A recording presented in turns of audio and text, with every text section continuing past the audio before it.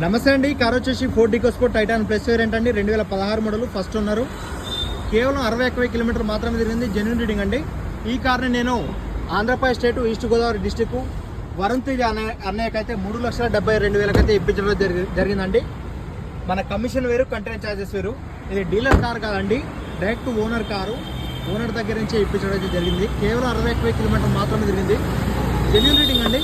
ఏ కార్నైనా నేను general checkup చేయించి పంపిస్తా. కాకపోతే ఈ బండికి ఏంటంటే జనరల్ చెకప్ అవసరం లేదు, మొత్తం పర్ఫెక్ట్ ఉంది.